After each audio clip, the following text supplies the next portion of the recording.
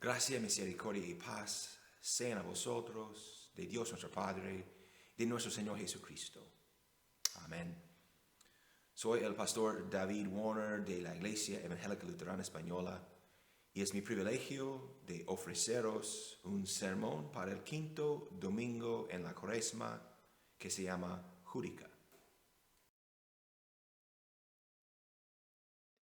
La lectura del Antiguo Testamento para el quinto domingo en la Cuaresma viene de Génesis, capítulo 22, versículos 1 a 14.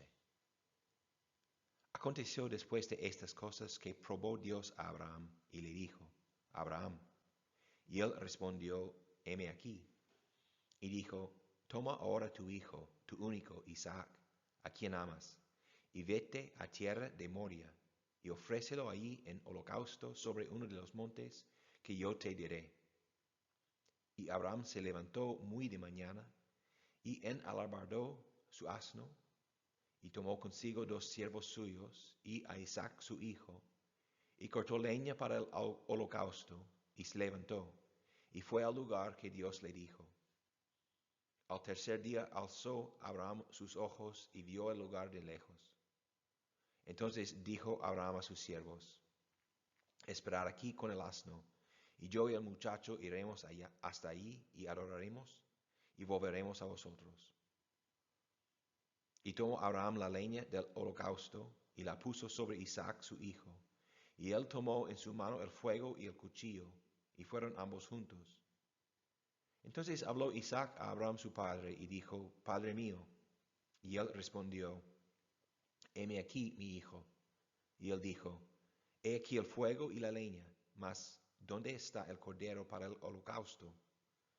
Y respondió Abraham, Dios se proveerá del cordero para el holocausto, hijo mío. E iban juntos. Y cuando llegaron al lugar que Dios le había dicho, edificó allí Abraham un altar, y compuso la leña, y ató a Isaac su hijo, y lo puso en el altar sobre la leña. Y extendió Abraham su mano y tomó el cuchillo para degollar a su hijo. Entonces el ángel de Jehová le dio voces desde el cielo y dijo, Abraham, Abraham. Y él respondió, heme aquí. Y dijo, no extiendas tu mano sobre el muchacho, ni le hagas nada, porque ya conozco que temes a Dios, por cuanto no me rehusaste tu hijo, tu único. Entonces alzó Abraham sus ojos y miró, y aquí a sus espaldas un carnero trabado en un zarzal por sus cuernos. Y fue Abraham y tomó el carnero, y lo ofreció en holocausto en lugar de su hijo.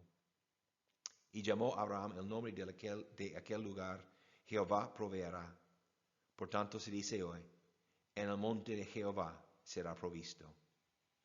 Esta es la palabra de Dios. Te adoramos, Señor. La epístola viene de la carta a los Hebreos, capítulo 9, versículos 11 a 15.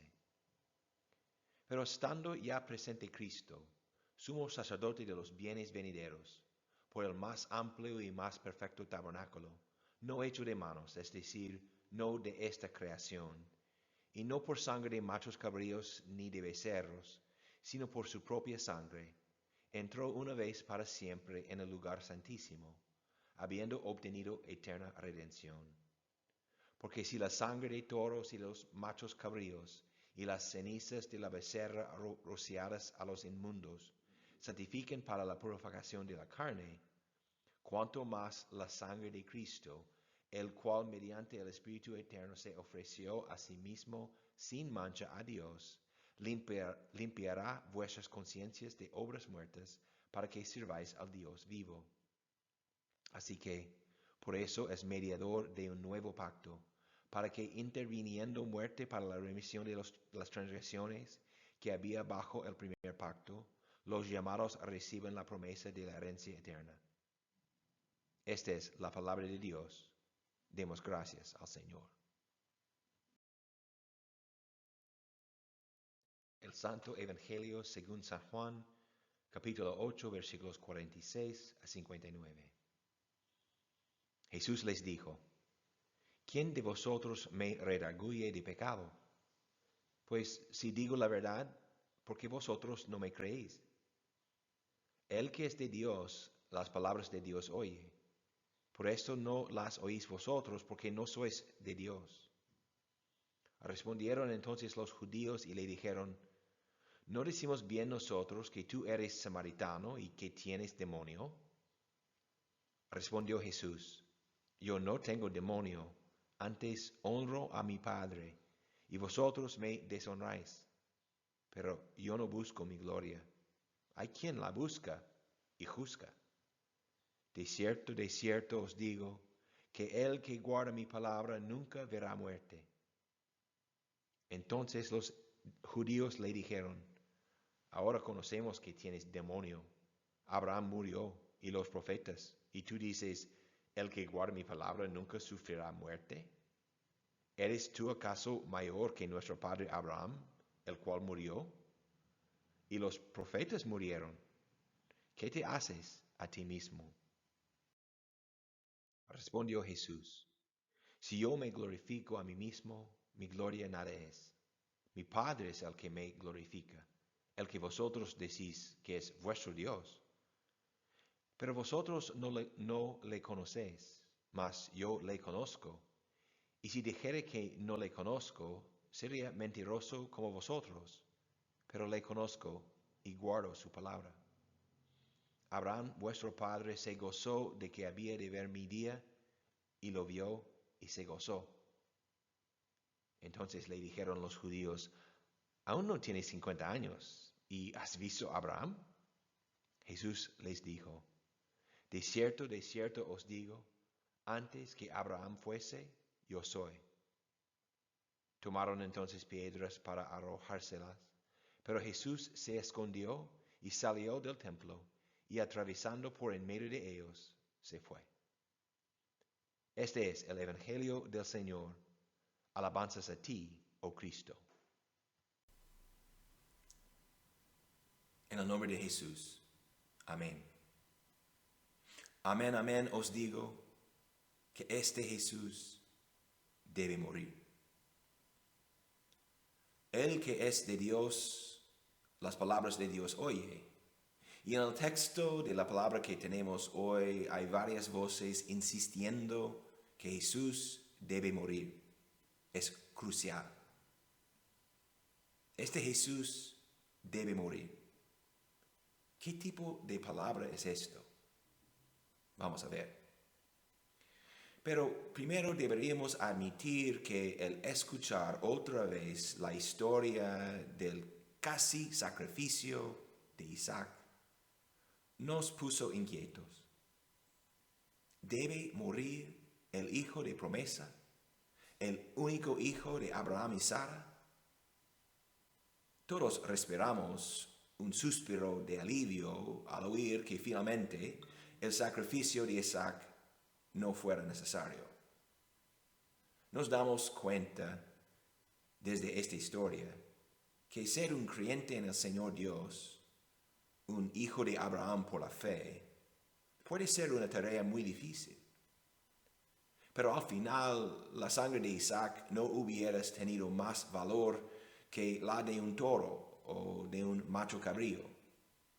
Isaac no es el hijo que debe morir. Pero que Jesús, hijo de María, debe morir, es la opinión y el deseo malvado de los judíos. Piensen que su odio a Jesús es piadoso, que ellos habían sido legítimamente escandalizados, según la ley de Moisés, porque Jesús es obviamente culpable de blasfemia, haciéndose igual a Dios. Por lo tanto, este Jesús debe morir. Los judíos buscando la muerte de Jesús son ciegos, celosos y tontos. Pero ojo, aunque hay mucha evidencia apoyando la afirmación de Jesús que Él es el Hijo de Dios, y aunque son sus celos y rivalidades que los motivaron a atacarlo, y aunque sus motivos son horribles, los judíos no están equivocados. El hecho que la muerte del Hijo es el plan de Dios mismo no cambia la culpabilidad de los judíos o de cualquier persona que rechaza a Jesucristo. Pero es verdad. El Hijo debe morir. Después de todo, estamos reunidos hoy para afrontar la realidad de que uno debe morir por el pueblo. Y este uno es Jesús. Hablar de esta necesidad nos hace incómodos, ¿no? Hoy nuestra cultura tiene una relación extraña con la muerte, diferente que en siglos pasados, una relación a distancia con la muerte.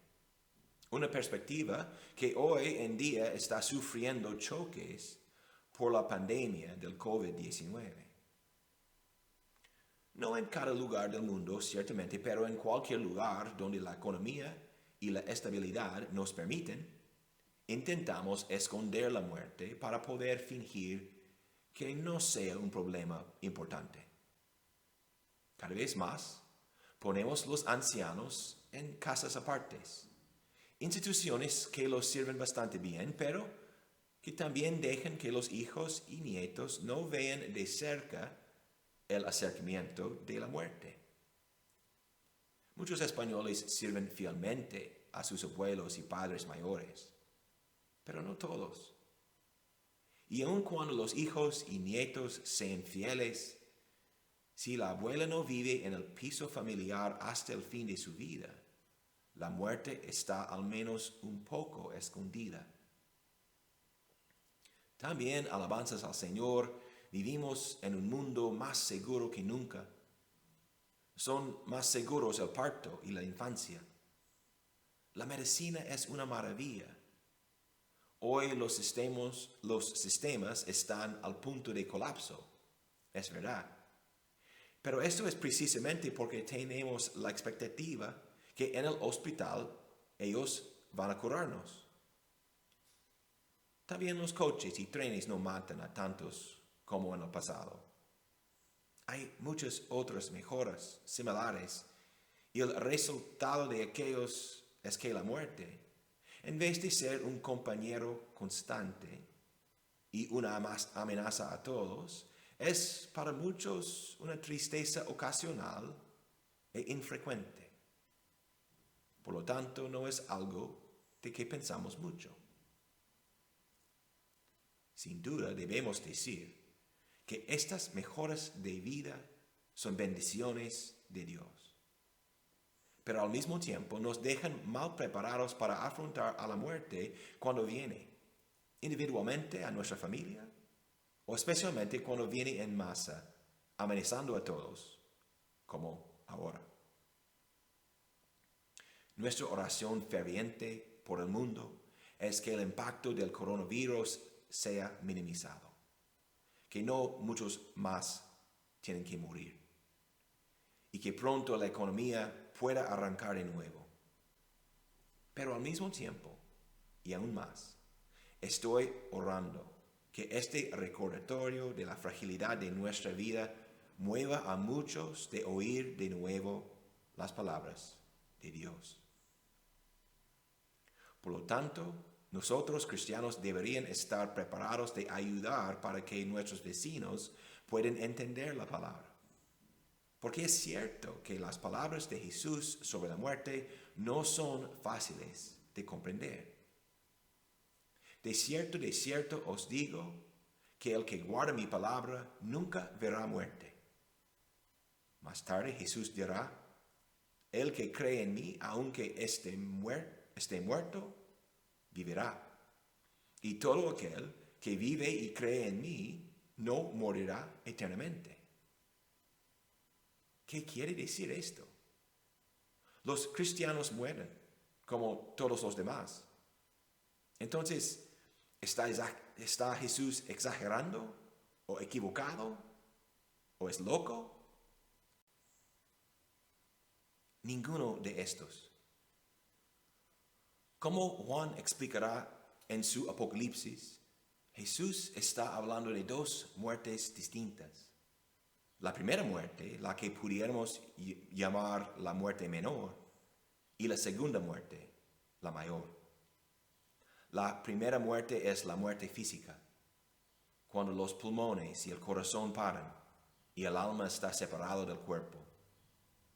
Cuando el ser humano se preocupe por la muerte, suele ser esta primera muerte. Sin embargo, mucho más importante, según la palabra de Dios, y mucho más duradero, es la segunda muerte, la que es la muerte eterna. Cuando con el alma y el cuerpo reunidos, uno que sea separado de Dios por la incredulidad, experimentará la muerte peor. Una existencia separada de todo bien, con solo sufrimiento, sin ningún amor. Cuando el Señor Dios proclama en Ezequiel capítulo 33 que vivo yo, que no me complazco en la muerte del impío, sino que el impío se aparte de su camino y viva, Dios está hablando de esta segunda muerte, la muerte eterna, la de sufrimiento sin fin. Jesús está hablando de la misma en nuestra lectura del Evangelio. La muerte física será una realidad para todos, salvos los que todavía estén vivos cuando Cristo regresa. Una de las consecuencias del pecado es la muerte física, pero no es la consecuencia peor. Por lo tanto, este Jesús debe morir. Los judíos sacaron su deseo para la muerte de Jesús desde su orgullo, odio y ignorancia. Dios, Padre, Hijo y Espíritu Santo, eligió la muerte de Jesús por amor. Como oímos desde la palabra de Dios en la carta a los hebreos, la muerte necesaria de Jesús es la economía del amor de Dios. Jesús muere para que podamos vivir y tener la vida abundante en la comunión de Dios mismo, como oímos en la epístola. La sangre de Cristo, el cual mediante el Espíritu eterno se ofreció a sí mismo sin mancha a Dios, limpiará vuestras conciencias de obras muertas para que sirváis al Dios vivo. La vida real, la vida duradera y verdaderamente alegre está dentro de la familia de Dios, dentro de su casa, la cual es su pueblo, la iglesia. Para ganar esta vida para ti, Jesús quiso morir. La muerte necesaria y amorosa de Jesús no es solamente la muerte física, aunque esta es la parte que podemos comprender. La cruz, la sangre, los gritos, el dolor físico. Esa es la parte que los evangelistas pudieron describir con palabras. Pero junto con la muerte física de Jesús vino también la muerte eterna, el castigo ilimitado de Dios contra el pecado humano, concentrado en un momento incomprensible. El momento que la iglesia ha llamado la soledad. ¿Cómo podéis Jesús sufrir esto? ¿Cómo es posible que Dios muera? ¿Cómo pudiera pasar esto dentro de la comunión perfecta y eterna del Padre, Hijo y Espíritu? En gran parte no podemos contestar a estas preguntas. Tienen que ver con un misterio dentro de Dios, Padre, Hijo y Espíritu Santo. No podemos explicarlo según la lógica humana, pero podemos explicar y confesarlo con las palabras de Dios, las cuales nombran esta muerte de Jesús con palabras de esperanza como amor, perdón, justificación, victoria, exaltación, vida sacada desde la muerte. Nuestra respuesta solo puede ser arrepentimiento, fe y adoración. Este Jesús tiene que morir. No en el día de la confrontación con los judíos de que oímos en las palabras del Evangelio hoy. No cuando los judíos tomaron piedras para arrojárselas. Jesús se escondió y salió del templo y atravesando por en medio de ellos se fue. Esto no era el día de su muerte, pero este día vendría pronto. Y la buena noticia para vosotros hoy es esto: consumado es. La muerte necesaria de este Jesús está terminada. He estado predicando en el presente sobre la necesidad de la muerte de Jesús porque estamos aquí reunidos para oír de nuevo la verdad de la vida y la muerte de Jesús y su significado para nosotros. Estamos aquí para recordar y confesar nuestra necesidad y alabar el corazón bondadoso de Dios. Pero el deber de morir está cumplido. Andamos por el camino cuaresmal al Viernes Santo usando el ánimo y la esperanza de la resurrección. No hay otra manera. Este Jesús que murió, más bien que resucitó, revelando la justicia de Dios que el Espíritu nos da por la fe en Cristo, este Jesús está ahora mismo sentado en la diestra de Dios Padre, cuidando y gobernando sobre todas las cosas, incluso el coronavirus.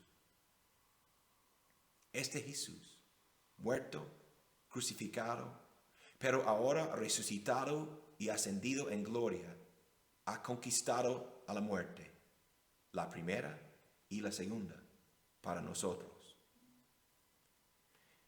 Y para que podamos confiar en esta promesa maravillosa, Él sigue con nosotros, dándonos su Espíritu, que nos limpió en agua pura y nos alimenta con su palabra.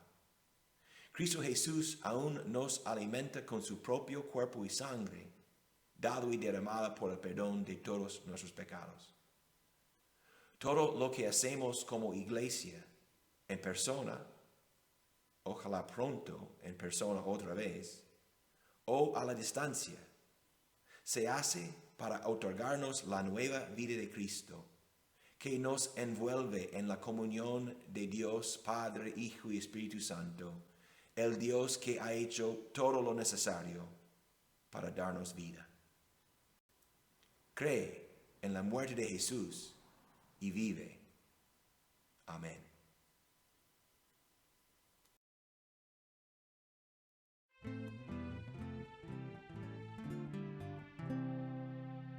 Castillo fuerte es nuestro Dios, defensa y buen escudo.